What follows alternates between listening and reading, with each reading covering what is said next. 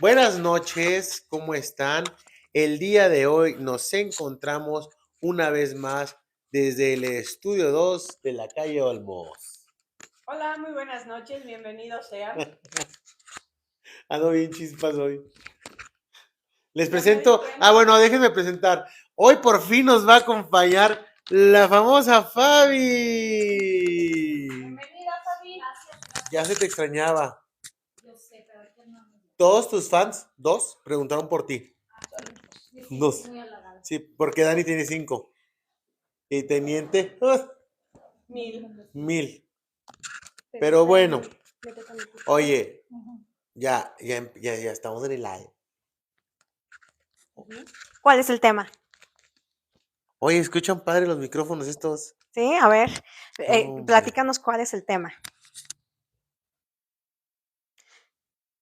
Oye, hoy vamos a hablar del autismo.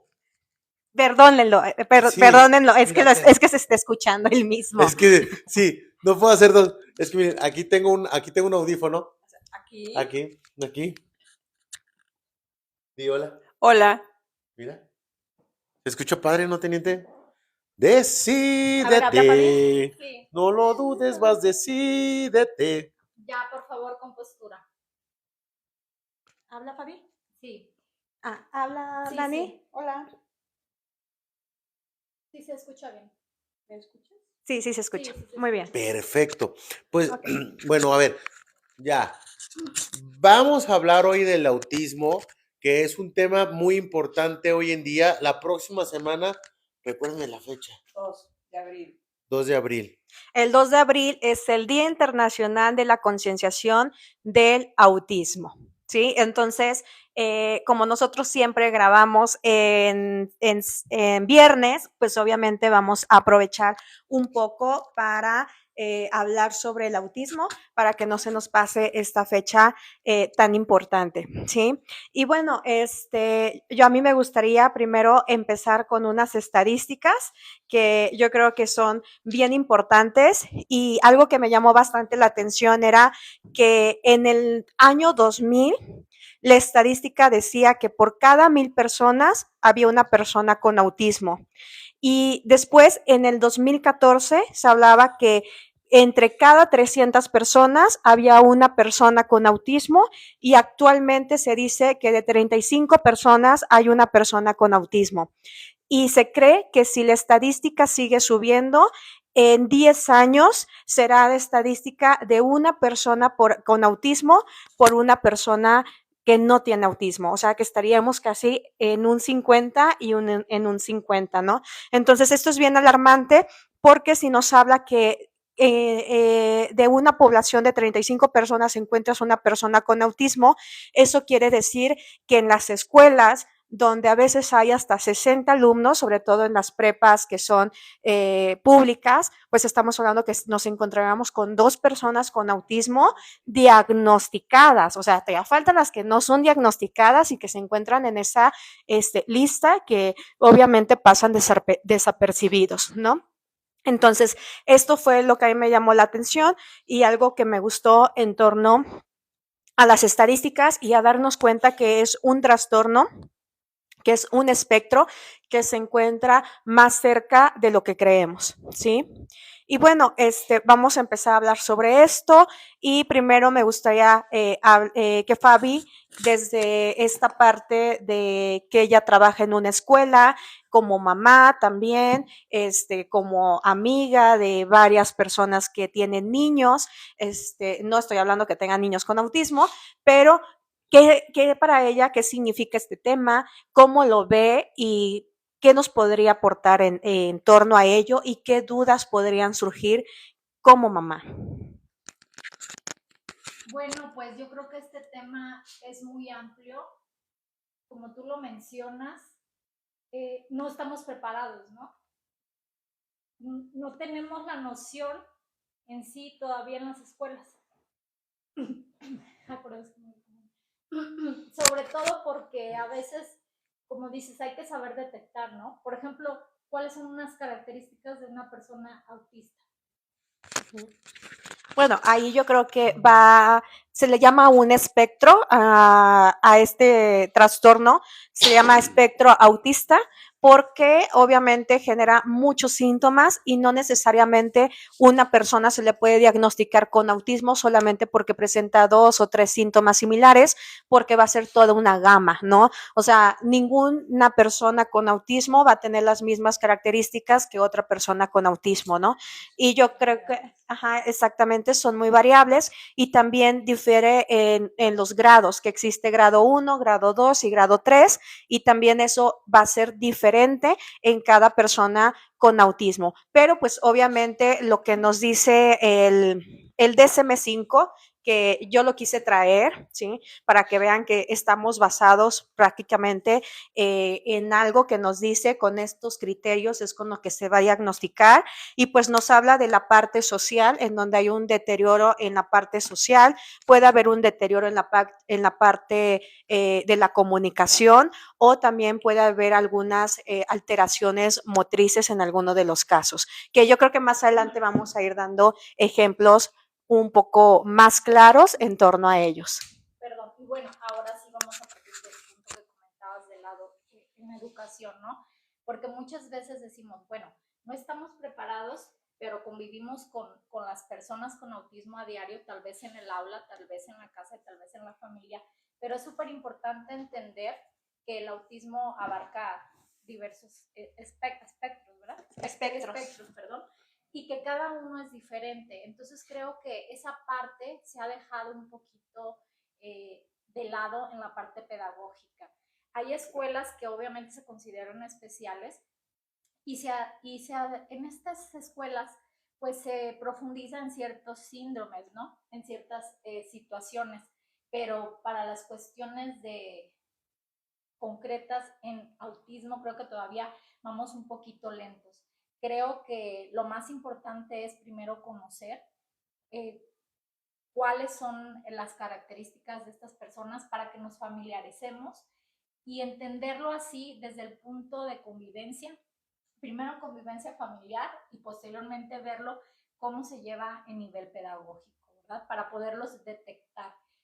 Yo creo que, como lo mencionas con anterioridad, los números han cambiado y es una situación muy importante que se debe de acatar hoy en día porque es algo que tal vez no estaba como en el foco de atención, pero ahorita ya las cifras son alarmantes. ¿Qué va a pasar cuando encontremos con más diagnósticos y no adaptemos la estructura educativa?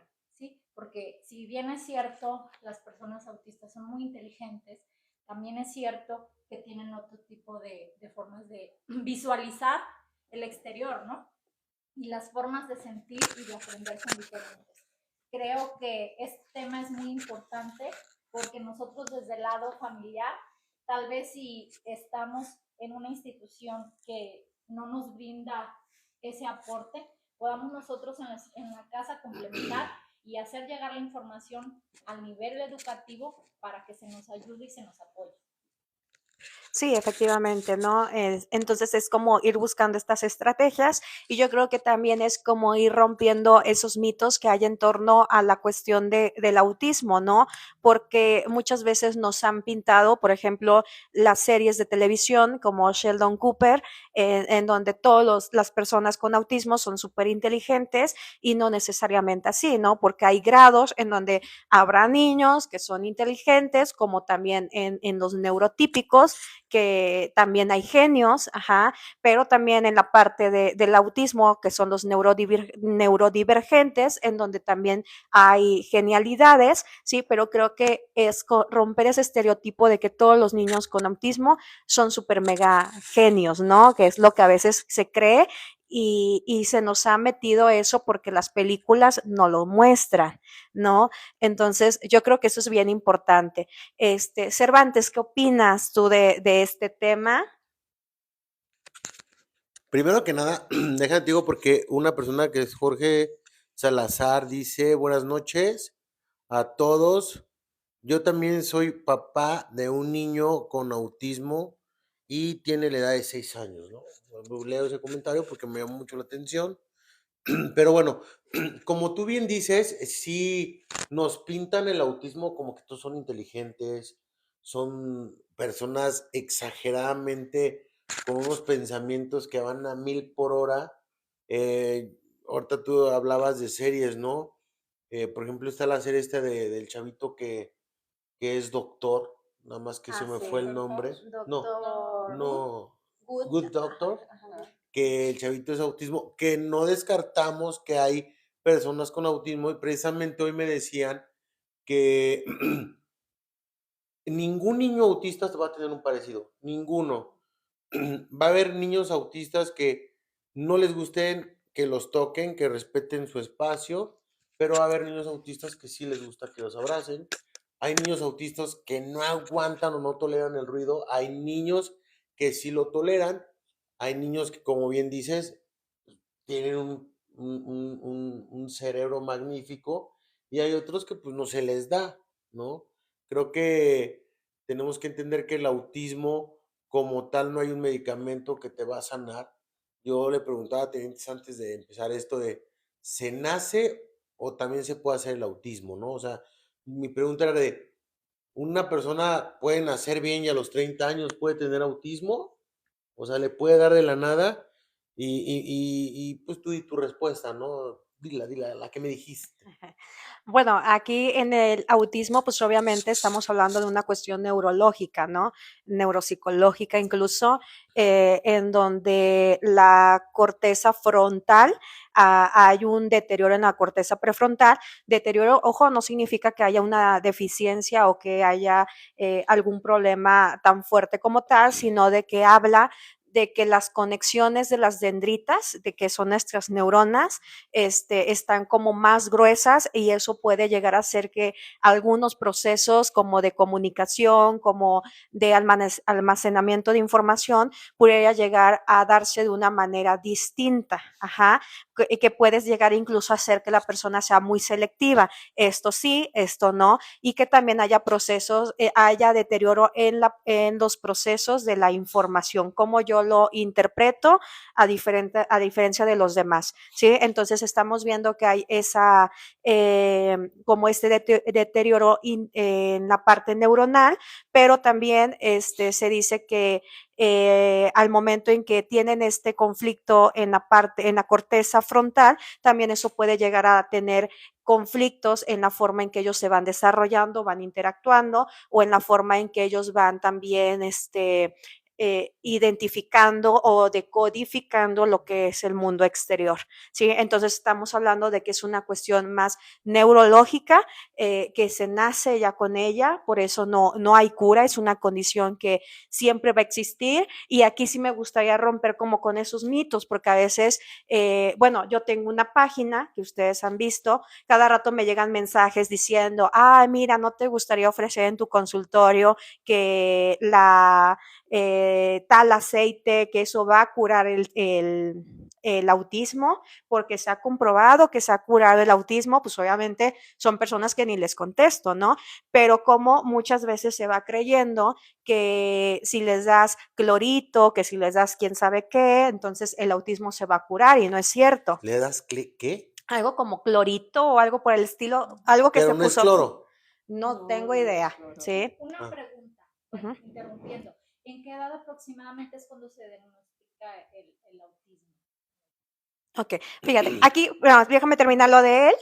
Entonces es una cuestión neurológica de nacimiento y él me decía, entonces puede ser que cuando yo sea adulto a los 50 digo, ay, me volví una persona con autismo.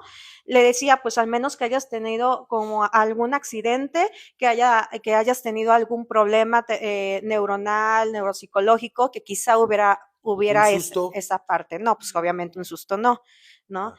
Entonces, O sea, que llegue y me diga, órale, cocazo, y me pegue, teniente. no.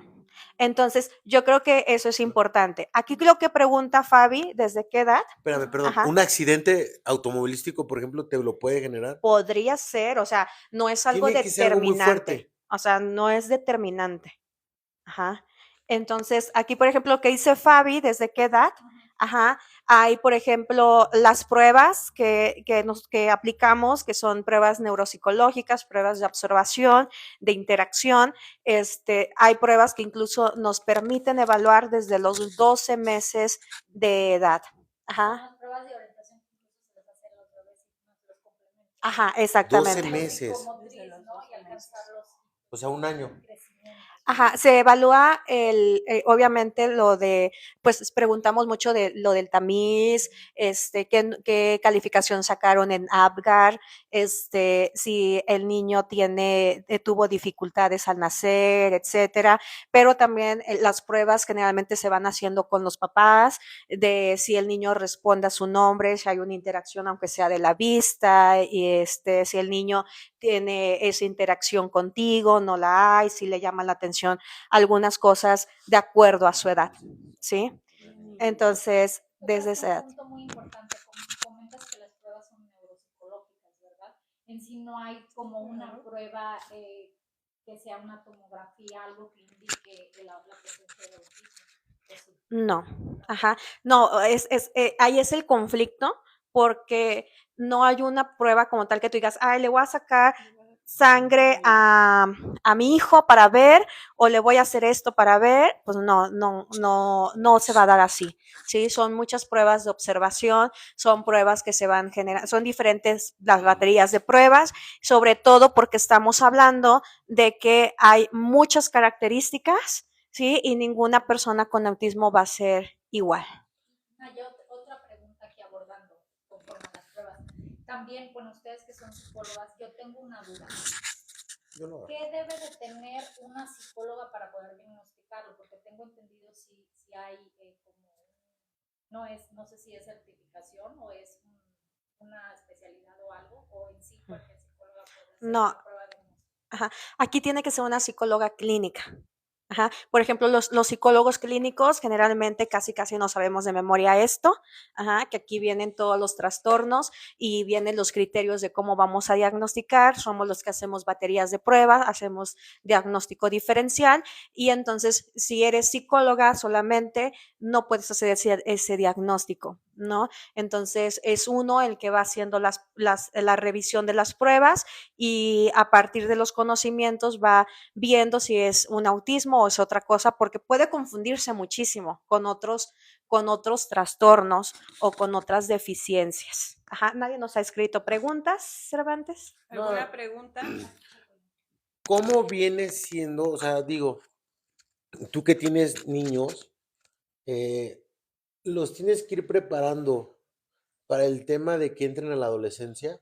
O sea, quiero pensar que un niño, cuando va a dejar esa niñez para ser un adolescente, sí va a encontrar algún tema en sí por el tema del autismo. O sea, así como que los tienes que preparar para... Si de por sí uno se irrita, se anda ahí todo intolerable y todo, a una persona como ellos, que a lo mejor un niño que tiene autismo no le gusta el ruido o algo, que se haga más irritable por eso. O sea, los van como encaminando o algo para que contesten las dos. Ok, sí, de hecho lo vas preparando todos los días, o sea, no nada más es el primer día, no tanto el primer día, sino ya vas a entrar a la adolescencia, bla, bla, bla, o sea, no, desde que el niño empieza ya a tener ciertas características de lo que es el autismo, tú lo tienes que empezar a ir preparando para que se vaya al exterior. ¿Por qué? Porque va a haber olores, como se mencionaba, olores, lugares que no le van a causar ninguna satisfacción para él, ruidos, ¿sí? Entonces, siempre se les tiene que preparar. ¿Sabes qué? Vamos a ir a tal lado y en tal lado va a haber mucha gente, pero tú sabes que mientras tengas tu círculo, tu espacio, tú puedes estar tranquilo, puedes estar a gusto. O sea, siempre irlos preparando, decirles qué es a lo que se van a enfrentar para que ellos vayan mentalizándose y ya cuando lleguen a estar ahí no tengan los desbordes emocionales que comúnmente se tienen cuando no se les explica porque hay tanta gente o porque va a haber ruidos o porque va a haber cohetes y esas cuestiones. Un cambio de rutina, ¿no, Dani? Que sobre todo a una persona, a un niño que está en esa situación, los cambios de rutina, incluso un periodo vacacional, regresarlo, implica bastante trabajo emocional, porque Sí, aunque ellos saben que van a hacer una actividad repetitiva que venían haciendo, siempre hay como esa cuestión emocional de escenarios, de situaciones que ellos se atribuyen con anticipación y si sí, tú no les dices desde un día antes, mañana hay un inicio de clases, vas a volver, su cerebro vuela y también pues un día más difícil, si tú lo encaminas tal vez como en las tablas de mediciones de ser un día 5 para ellos, pues en noche. ¿No? La importancia sí. de lo que mencionas, de decirles. Sí, de decirles y aparte siempre ser muy organizados con ellos, o sea, con ellos siempre debemos de ser muy minuciosos, o sea, minuciosos en que ellos siempre van a ser se van a guiar con sus calendarios, con sus actividades, con sus rutinas. Ellos son personas que son muy rutinarias, entonces igual cuando son lo que mencionaba, los periodos de vacaciones, sí informarles. ¿Por qué? Porque después se acostumbran a ciertas actividades y ya después cuando regresan a incorporarse nuevamente a la escuela y eso entonces sí también les genera un poco de estrés y un poco de frustración porque les estás cambiando constantemente su rutina. Yo tengo una pregunta para ustedes dos, bueno, como parte espectadora, ¿verdad? Para que den continuidad con el tema. ¿Qué tan importante es informar a la institución en la que nos encontramos de este tipo de situaciones? En el caso, bueno, cuando se detecta que son niños que están en etapa preescolar o primaria, ¿esto significa un cambio para ellos o consideran que la adaptación al ambiente normal, bajo la misma estructura de aprendizaje, bajo las mismas reglas, no ocasiona tanto descontrol emocional? ¿O consideran que si es importante hacer conocer esto va a generar un cambio para ellos? Sí es importante que lo sepa la escuela, o sea, en este caso, si es el preescolar, la primaria, la secundaria, sí es importante que darlo a conocer a los maestros, a los directivos. ¿Para qué? Porque todo mundo hablamos de lo que es la inclusión y todo eso, pero realmente no se lleva la inclusión, ¿sí? Y eso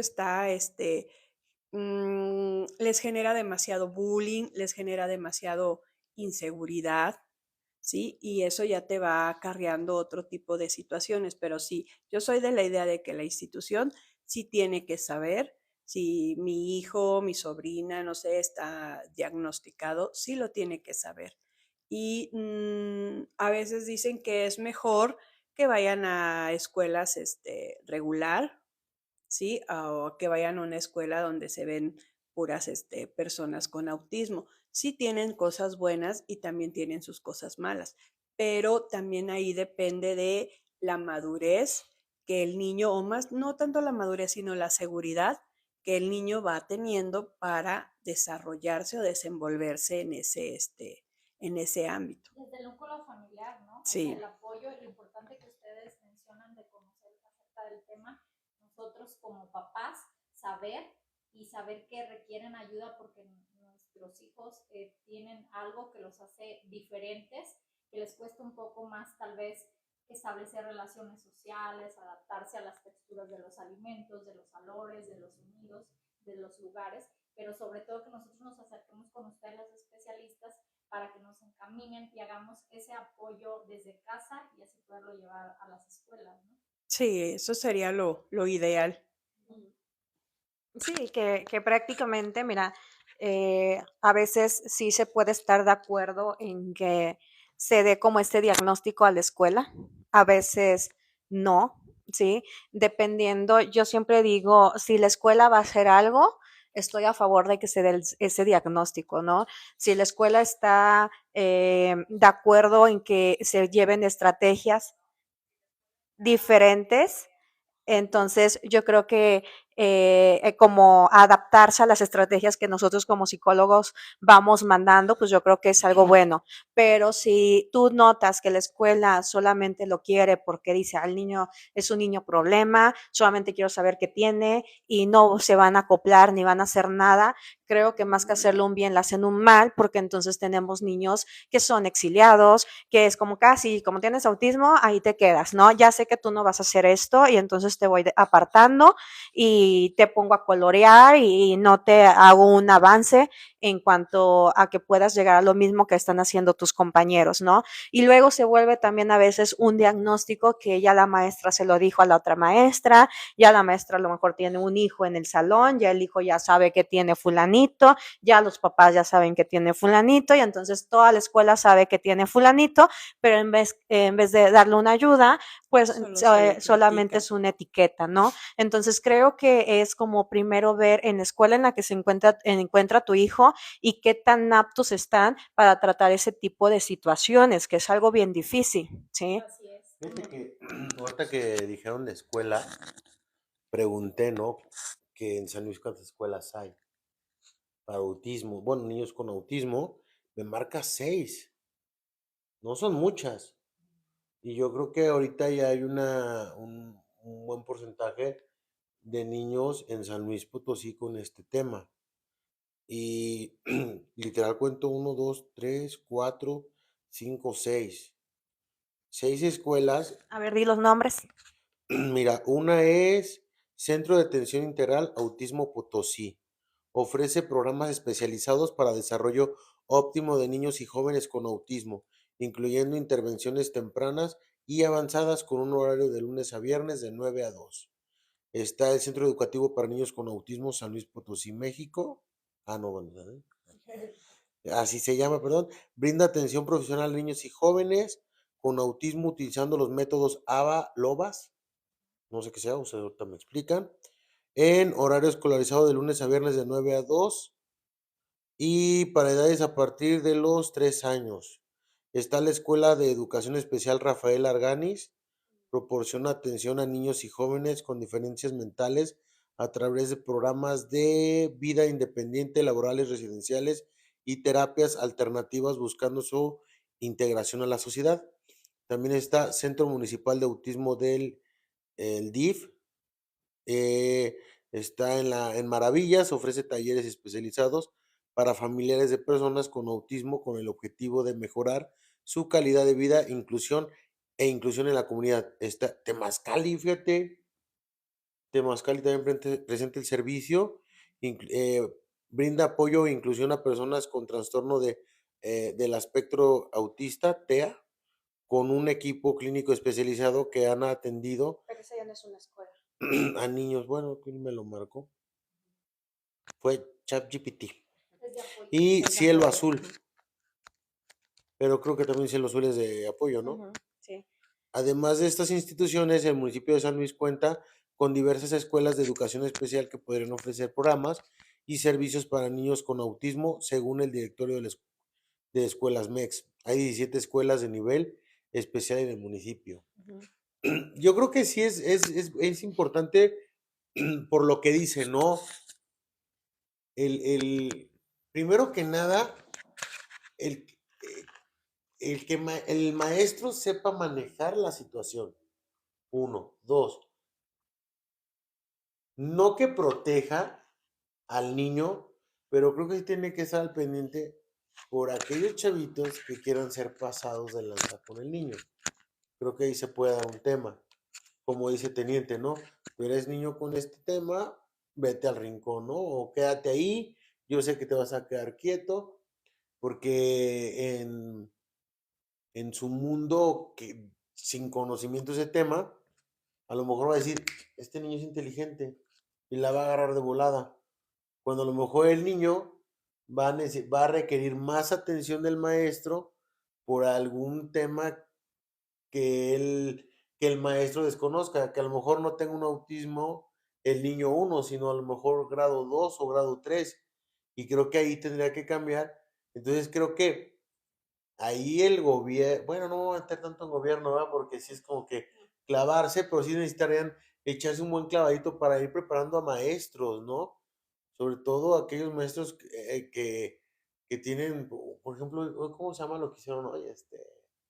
Que no van los niños a la escuela, porque Consejo técnico. en los consejos técnicos creo que deberían de empezar a tratar esos temas, porque hablas de porcentajes. Yo te preguntaba, ¿en qué año se empieza a detectar como tal el autismo? ¿No? Porque cuando yo era niño no existía, como tal no existía eso, o que yo supiera no existía. ¿Sí me explico? Pero a partir de qué año está el tema del autismo, pero a partir de qué año tú hablas de un número en el 2000 y luego en el 2014 otro, y ahorita ya tenemos otro porcentaje. Pero, ¿qué porcentajes hay en la escuela? O sea, de cada, no sé, una escuela pública, ¿qué te gusta? ¿40 alumnos? Ujú. ¿Cuántos, cuántos niños autistas hay por Según grupo? según la estadística de niños con diagnóstico, en un salón de 40 debería de haber uno. Con Con diagnóstico, diagnóstico. Y el que ajá. no, Sí, pero fíjate la estadística lo que dice, por lo que vamos viendo, en 10 años va a ser de cada niño neurotípico, va a haber un niño neurodivergente, o sea, un niño con autismo, o sea, que vamos a estar 50 y 50. Y tú dices algo bien importante, yo creo que es capacitar a las escuelas porque cada vez va a haber más niños así. Y si estamos hablando de que hay como esta parte del espectro, de que a lo mejor a ti te va a molestar el ruido, a lo mejor a Fabi le va a molestar la luz, a lo mejor a Dani le va a molestar poder estar sentada o mirar a los ojos, a lo mejor a mí me va a molestar otra cosa. ¿A qué se va a enfrentar la educación entonces en 10 años? es que eso es lo que te digo, ¿no? Ese es un tema como que, no fuerte, pero sí creo que deberían de voltear ya a ver este tema, porque es muy fácil decir, ¿no? Ay, hoy es el día del niño con autismo y bla, bla, bla. Sí, pero ¿qué se va a hacer? Porque ahorita tú hablas de que esto va en desarrollo. O sea, no es algo que tú digas, ya se encontró una cura, porque tampoco hay cura para eso, como tú decías, ¿no? De ahorita te traen las perlas del desierto y decirte, te voy a dar un medicamento que el niño se lo va a tomar y en 15 días adiós autismo. Pues, eso no, ¿no? Es como aquel que llega y te dice, te voy a quitar tus entradas con estos Y medicamentos. nada. Pues no, ahí está tu tonto bañándose todos los días. Y creo que es gente que abusa de ese tema. Ahora, hablamos del 2000 es cuando empiezan como que los focos. Me imagino que para los psicólogos hubo algún indicador de, hay un tema que se llama autismo, ¿no? Ujú. ¿Se puede llegar a frenar ese tema? O sea, que digan ustedes, pudiera, ¿Se disminuye, te refieres? ajá, En lugar que no, porque como no, la misma estadística te lo está diciendo. O sea, vamos a estar 50 y 50, entonces no hay nada que lo detenga o prevención o algo, o sea, ¿no? Ahora tocaste un punto importante, dices, yo no conocía de esto. Pues claro, porque siempre he estado ahí, pero de niño. de niño, por eso, de niño, pero con anterioridad no había diagnósticos. Entonces, a partir de que estos surgen, entonces comprendemos muchas cosas.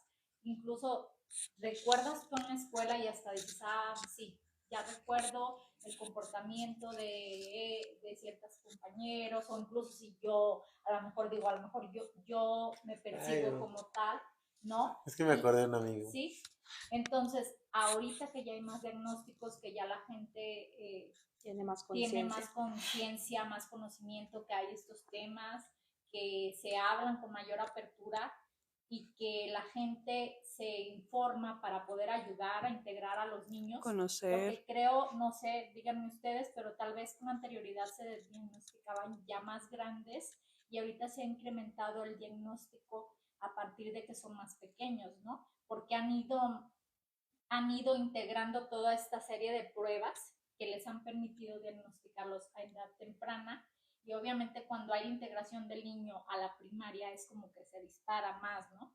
Si me Sí. equivoco, no sé. Ah, Sí. nada más para lo que decía Fabi y encajarlo aquí con ustedes. Dice Fabi, a lo mejor no sabíamos, ¿no? ustedes como psicólogas, ¿desde cuándo creen que el tema autismo ya existía? No en el país, en el mundo. O sea, que ustedes digan, pues por estos datos, porque como dice Fabi, ¿no? A lo mejor al amiguito o amiguita que nosotros veíamos como el serio, el introvertido, el callado, el sumiso, el tímido, el de es que me engento muy rápido, a lo mejor ya era un niño autista, ¿no? Y nosotros no sabíamos. ¿En qué momento creen que ustedes mejor, a ver, la pregunta es, ¿desde cuándo creen que más o menos esté este tema? ¿O de siempre o de hace poco? ¿Cómo? No, pues mira, ya tiene muchísimos años. Primero tienes que saber que el síndrome de Asperger fue puesto desde 1985, o sea, para empezar. El síndrome de Asperger, 85. Yo nací ese año. que es el autismo de grado 1 de alto funcionamiento. O sea, estamos hablando que desde ahí, desde 1985, ya está como estereotipado, ya está diagnóstico, ya está en el DSM. Ahí era el DSM, si más lo recuerdo, creo que el DSM-3. Ajá. Y desde antes ya se tenía la idea de lo que era el autismo, sin embargo, estaba en los criterios estaba mal estipulado, se creía que era como una esquizofrenia infantil. ¿Sí? Entonces, en algún punto, hace muchísimos años, antes de 1985, se consideraba los primeros diagnósticos como una esquizofrenia infantil. Y de ahí se va cambiando, obviamente para eso existen estos libros que se van modificando y entonces dicen, bueno, ya no se llama así, ahora se va a determinar como autismo y ahí comienza una serie de cambios, ¿sí? Estos libros, por ejemplo, tú decías, en algún momento puede ser que se frene, no creo que se frene, lo que pudiera llegar a ser es que se cambie el nombre y que digan, mira, ya tenemos una alta población, ¿sí? Entonces lo vamos a llamar ahora de esta manera o lo vamos a catalogar todos en este tipo o en este punto, ¿sí? Poliautismo. No Un sé. ejemplo. Ajá. Pudiera Entonces, ser. entonces vamos viendo cómo va cambiando prácticamente el nombre, ¿sí? Porque dicen, no, mira, no se asemeja con esto y a lo mejor de aquí salen subtipos, ¿no? O sea, puede variar y puede ser muchas cosas. O sea, puede mutar. Ajá. Bueno, no mutar, sino que cambia de nombre. Ajá, cambia la clasificación. Ahora, perdón, ya que comentan este tema, creo que sería importante a nosotros como espectadores, como personas que convivimos con familiares, amigos que tienen casos de autismo en su familia, que nos comentaran las diferencias entre los grados, ¿no? En cuestión Claro. de diagnóstico, de características, porque si bien es cierto, como menciona Cervantes, nosotros tal vez vemos las series y precisamente clasificamos todos como es un niño súper inteligente, esto y el otro, y tal vez tú englobas a tu hijo, a tu sobrino, al hijo de tu amigo y dices, no tiene autismo porque no es súper inteligente, no se producir. No se le nota. No se le nota, yo lo veo normal, Yo lo veo normal. y entramos en prejuicios, ¿no? Qué importante conocer que es diferente en cada niño o adulto. Ajá, o adulto, ¿no? Yo creo que aquí existen 3 tipos bueno, existen 3 categorías, que es el grado 1, el grado 2 y el grado 3, ¿sí?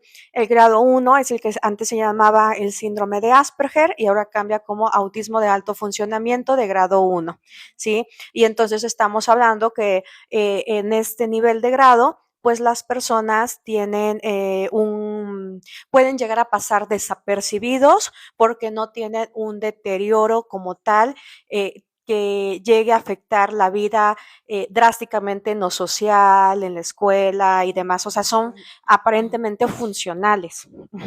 Y también luego sigue el grado 2, en donde ya es más notable los síntomas, pero a lo mejor ahí necesitan un apoyo. Es cuando ya nosotros muchas veces nos llegan los pacientes, que es en el grado 2. En el grado 1 muchas veces llegan, ojo, pero cuando son adultos, ¿sí?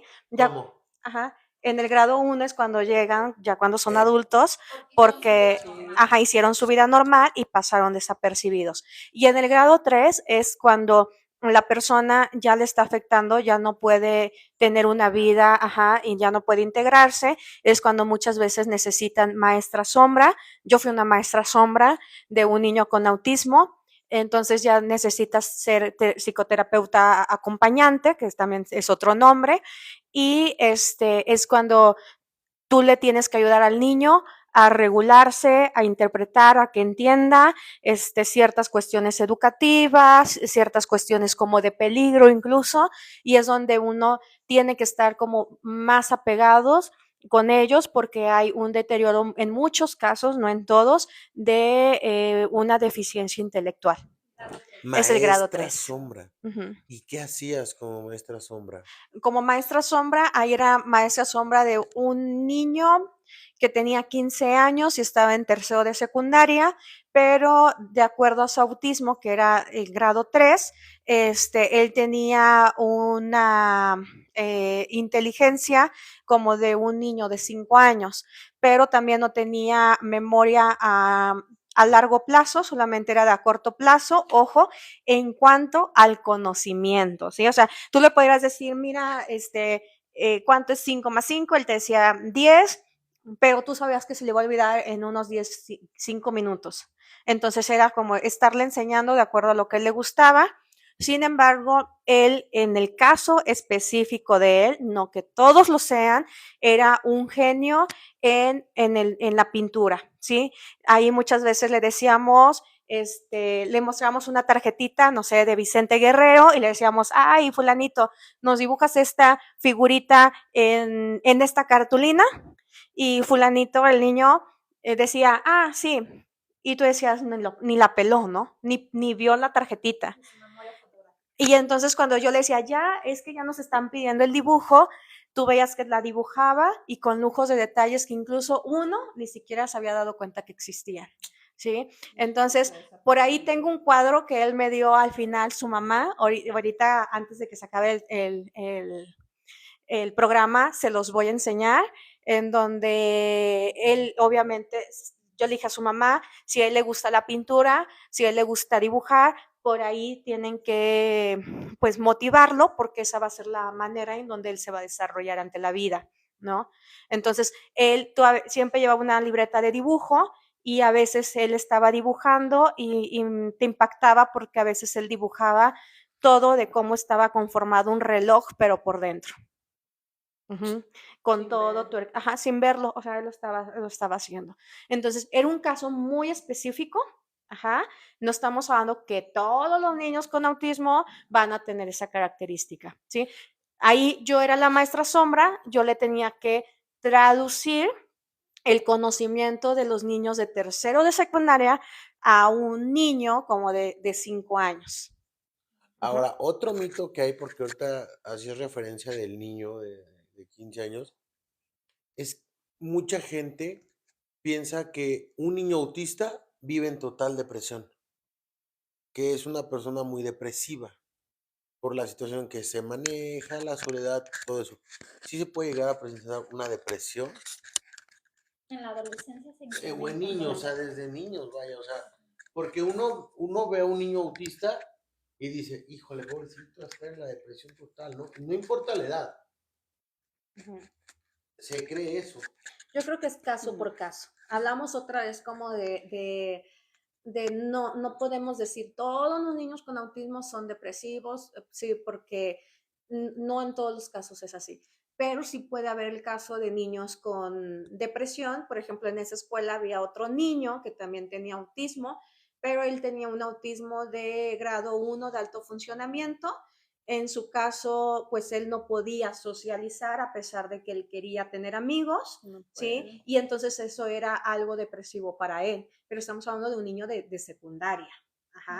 Generalmente las depresiones empiezan más o las ansiedades cuando se vuelven adultos.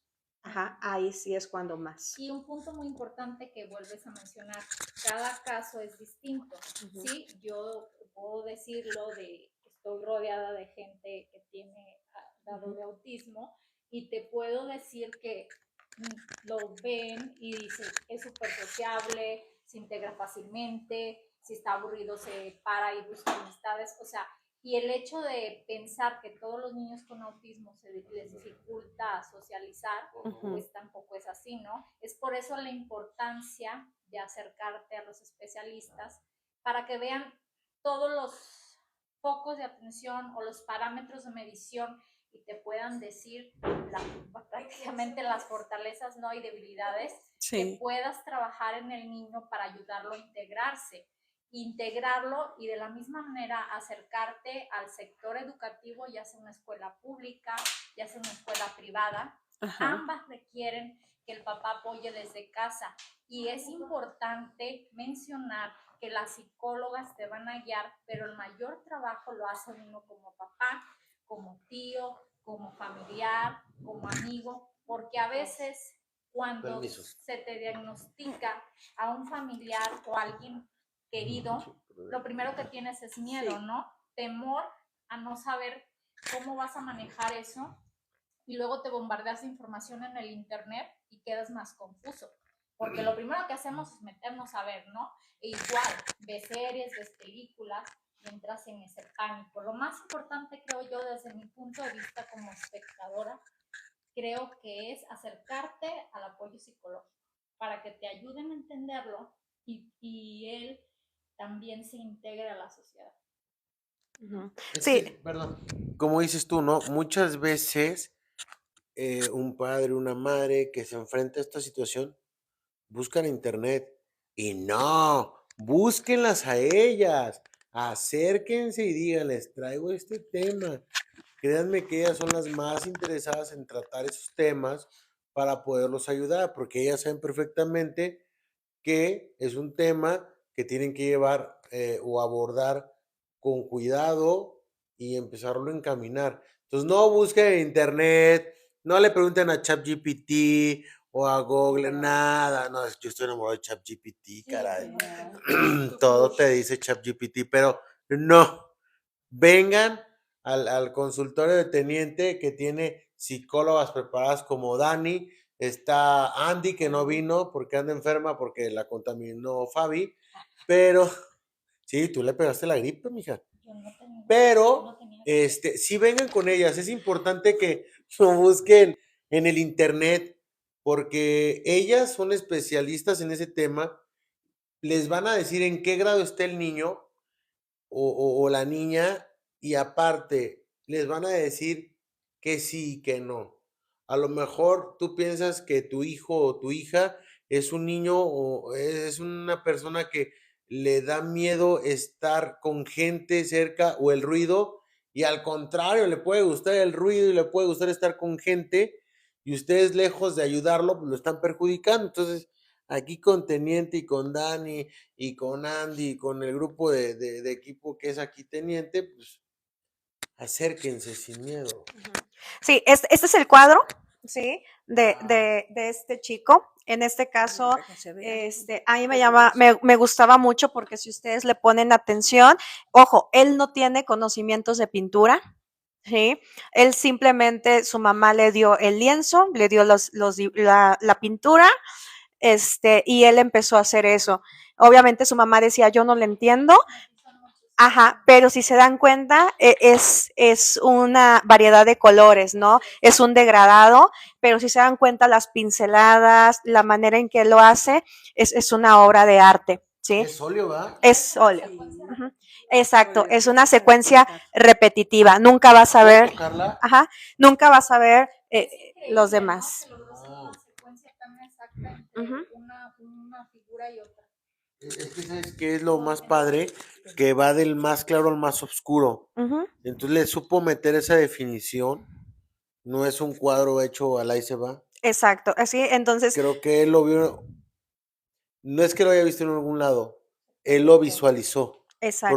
Se proyectó, ¿no? En ese cuadro. O quién sabe, no sé qué él estaría viendo. Como yo les decía, él era capaz de dibujar las máquinas de un reloj, lo interno, era capaz de dibujar una nave, dibujar todo lo interno y luego lo externo. No te sabría decir si este dibujo representa algo como en un tipo zoom de alguna hoja, de algo. No te sabría decir porque pues... ¿Y nunca le preguntaste? No, porque me lo dio su mamá ya cuando yo ya no trabajaba con él. Ajá. Y él, bueno, se puede seguir más o menos cuántos años tiene. Ahorita él debe de tener como unos 25, yo creo. Ujú. Y no sabes ya nada de él, o sea, No, la última vez que lo fui a ver, era cuando como hace unos 5 años, 6 años, y ya lo habían sacado de la escuela y se estaba dedicando a la pintura y creo que iba a ser una muestra de sus pinturas. Ajá, eso es lo único que supe y ya no supe si hay una más. muestra de Kir, ¿no? Estaría padre. Ujú. Pinta padre el chavito. Y algo muy importante que yo quiero mencionar, que entendamos, ¿verdad? Como ustedes dicen, que el autismo no es una enfermedad, sino un diagnóstico que no tiene cura, pero que sí se puede trabajar en las cuestiones que rodean a las personas con autismo y a las personas que conviven con las personas con autismo y que son personas, dependiendo del grado, obviamente, totalmente funcionales, que pueden integrarse a la vida y que pueden desarrollar muchas actividades, ser personas exitosas, ser personas que si tú al principio tienes miedo como mamá, como tía, como hermana, y te informas, te vas a sorprender de todo lo que se logra trabajar con un niño con autismo, pero tienes que ir de la mano de toda esa parte psicológica que es súper, súper importante, porque en el autismo se trabaja la parte psicológica, no física, ¿verdad? Porque no hay una prueba diagnóstico médica que te va a decir bajo una tomografía tiene autismo, ¿sí? Entonces está ahí una negación tal vez aparte por parte de la familia, por parte de las instituciones, puede ser, o por parte incluso de nuestros mismos familiares. Entonces, de aquí importancia del apoyo psicológico y aportación. Perdón, y también sí es importante cuando les entreguen el diagnóstico a las mamás, a los padres de familia, que chequen el nivel, o sea, el grado, porque nada más les ponen autismo, pero no les ponen el grado, ¿sí? Entonces a veces se presentan así o los llevan así a la escuela, entonces ahí es más frustrante para la escuela en cierto punto porque no viene bien especificado, ¿sí? El nivel de grado de autismo que tiene el niño y a veces no les dan sugerencias de cómo explicarle la clase, cómo hacer que entiendan, o sea, nada más así como que se los dan y ya el nombre de las pruebas que le aplicaron, sus porcentajes y todo, y ya. Entonces sí es importante porque también hay niños que son diagnosticados con autismo, pero también tienen retraso mental. Sí, entonces a veces nada más les ponen autismo, grado 2 o nivel 2, retraso mental, pero no les especifican qué grado de retraso mental tienen. Sí, entonces sí es muy importante que se fijen papás en todas esas indicaciones que se les dan y sobre todo seguirlas al pie de la letra. ¿Para qué? Para que puedan darle las bases y bueno, en este caso yo trabajo con niños, el menor pueda sino el menor pueda ser independiente. ¿Sí? Porque aquí la cuestión es de que sean ellos independientes, porque también a veces como maestros, me ha tocado y es algo que a veces me crea un poco de confusión. Ellos los tratan como si fuesen especiales. Entonces, a veces el sobreapapacho hace que ellos mismos no quieran salir de su zona de confort y no quieran aprender. ¿Sí? ¿Por qué? Porque los sobreproteges, entonces, no, o sea, ellos se les trata igual, ¿sí? Claro que sí tienen ciertas características que tú debes de conocer para no hacer que lleguen a los desbordes de emoción, ajá, Los parámetros de evaluación, ¿no? sí, Pedagógica, ajá, sobre todo. sí, Ujú. sí, Sí, Nay. sí, por ejemplo, a veces Dani trabaja en una escuela, sí, entonces a veces Dani me dice, oye, me llegó este diagnóstico, ¿no? ¿Cómo le ayudo a este adolescente? Y entonces le digo a Dani, dime, le digo a Dani, ok, dime qué grado de autismo tiene, dime si tiene un deterioro intelectual, dime si tiene, si es con acompañante de déficit de lenguaje o no hay lenguaje. Y me dice, pues es que nada más me le pusieron autismo, ¿no? Entonces desde Ajá. ahí te das cuenta que es un mal diagnóstico y muy posiblemente quien está diagnosticando no sabe de diagnósticos. Y eso es muy importante porque uno como terapeuta, como psicólogo, lo primero que pregunta es grado. ¿Sí? Porque en el Sí. grado voy a saber cómo va a trabajar. ¿Tiene lenguaje o no tiene lenguaje? ¿Hay un déficit o no hay un déficit? Porque tengo que saber si eso también lo voy a estimular o no lo voy a hacer. Ajá. Ajá, exactamente, que También. se llama ahí comorbilidades, ¿no? Entonces es también saber todo eso y a veces nada más, si a ti te entregan un diagnóstico de nada más autismo, yo te diría que desconfías de ese diagnóstico, ¿sí? Porque pues no te está diciendo nada. ¿Y no hay una ley que castigue a esa gente que no sepa dar un diagnóstico y se anime a dar un diagnóstico? Mm, Lo que pasa es que por eso cuando les preguntaba al inicio ¿Quién de puede la diagnosticar? transición, ¿Quiénes son las quiénes personas? son, y si una psicóloga era la quien te podía diagnosticar, y lo mencionó aquí la doctora Teniente, que Son y los la psicólogos psicóloga clínicos. Dani, que son los psicólogos clínicos, ¿Entonces los que clínica? Sí. diagnostican. No. Nayeli es Yo. doctora clínica. Yo soy la que hace los diagnósticos. Yo aquí entrego diagnósticos, entrego baterías de pruebas, yo le digo a Dani, vas a aplicar esto, esto, esto, y yo determino el diagnóstico. Y se hace un diagnóstico diferencial. Un diagnóstico diferencial es el decir, mira, este niño parece que tiene autismo, pero entonces yo tengo que evaluar si hay un trastorno del lenguaje, si es autismo, si es un síndrome de Asperger, bueno, de bajo funcionamiento, si es un TDA, porque puede llegarse a confundirse con un TDA, si es una cuestión ansiosa, si es un deterioro en el neurodesarrollo del niño, etcétera, etcétera, que son muchas veces los que pueden llegarse a confundir y a partir de eso hacer un diagnóstico. O sea, yo le tengo que dar a ella todas las pruebas para evaluar todos esos diagnósticos y después de decir, mira, este no encaja, este no encaja, este no encaja y encajan todos aquí, entonces es esto. Mañana vengo por mi diagnóstico. Y Claro, con también, gusto. sobre todo que en el sector salud, ¿verdad? El sector médico, es como cuando vas al médico general, que el médico general tú vas por un dolor y te dice, esto ya no me corresponde, esto le corresponde al gastroenterólogo, ¿sí? Pero te voy a encaminar porque yo creo que es del ramo del gastroenterólogo. Entonces el psicólogo, un buen psicólogo lo que hace es decir, bueno, esto ya no me corresponde Ya y lo tiene que diagnosticar una psicóloga clínica. Entonces, es importante, pero a veces, como dicen, te dan un diagnóstico erróneo y si uno no sabe, pues no te encaminas. Por eso es importante siempre informarte, ¿verdad? Sí, por ejemplo, aquí algo de lo que trabajamos mucho es que hay fines de semana en donde nosotros nos reunimos y hacemos como esta parte de la revisión clínica, ¿sí? ¿Cómo te ha ido con tus pacientes? ¿Qué dudas tienes? Etcétera, etcétera.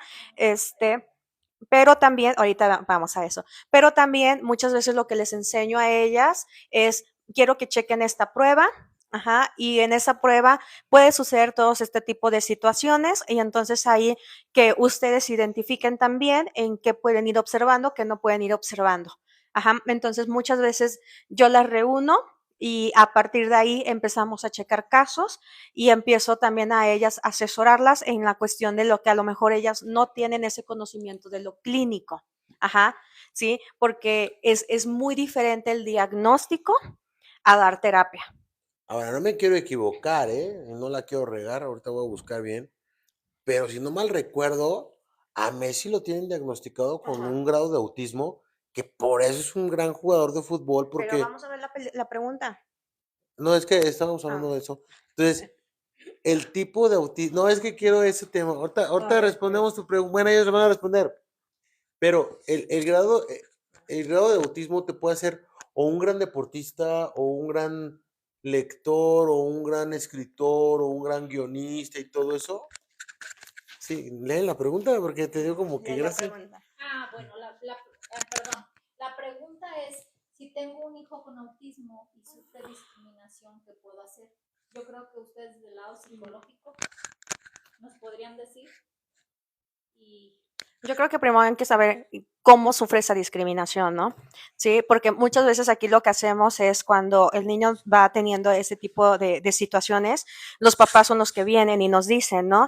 Y entonces hay que ver porque muchas veces los papás dicen, yo quiero que les manden una carta en la escuela, ¿no? Donde el niño se siente con acoso escolar, el niño está teniendo esto, y entonces ahí lo que hacemos es mandar y muchas veces nosotros también les decimos, bueno, si ustedes quieren que hagamos una plática o una conversación para apoyar a sus maestros y a los alumnos para que no haya esa discriminación y también informar e integrar y que se dé esa inclusión, también lo hacemos, ¿sí? Pero yo creo que es ahí el trabajo integral. Ajá. Muchas veces también nos metemos ahí, pero muy pocas escuelas son las que te dicen, ay, sí, ven, ajá, porque pues muchas veces no quieren que veamos lo que sucede dentro, ¿no? y Pues es que siempre va a estar ese tema, ¿no?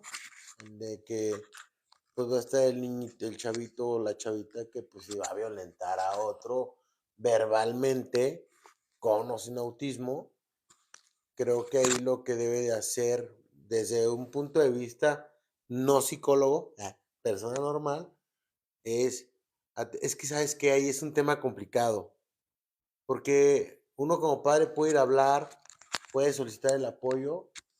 El tema es que el papá saliendo, o sea, ahí le pueden pintar todo bonito, no, sí, vamos a hablar, vamos a hacer esto. El tema es que cuando sale ya no sabe qué pasa, ¿no? yo creo que Y aquí lejos de eso puede ser un arma de doble filo para el niño. Fíjate, yo te voy a dar un caso, ¿sí? Un caso bien interesante. Fue hace muchísimos años, no voy a mencionar nombres, no voy a decir institución. Es una institución muy famosa aquí en San Luis Potosí. Yo en ese entonces atendía a un pequeño en donde ese pequeño se le diagnosticó con déficit de atención e hiperactividad. Estamos hablando, lo manda a la institución para empezar, dice, quiero que lo diagnostiquen porque el niño es muy intenso, hace muchas travesuras y demás. Entonces se le diagnostica con déficit de atención e hiperactividad y al momento en que se le da el diagnóstico llega a la institución porque era pedido por ellos y hablamos otra vez como de las escuelas que no hacen algo al respecto, ¿no? Entonces fue un niño que fue etiquetado, ya vimos que tienes TDA, entonces te voy exiliando porque es el niño problema y entonces cada vez que ocurre algo en el salón, tú eres el problema porque ya sabemos que tú tienes un problema, entonces todo lo tenía el niño.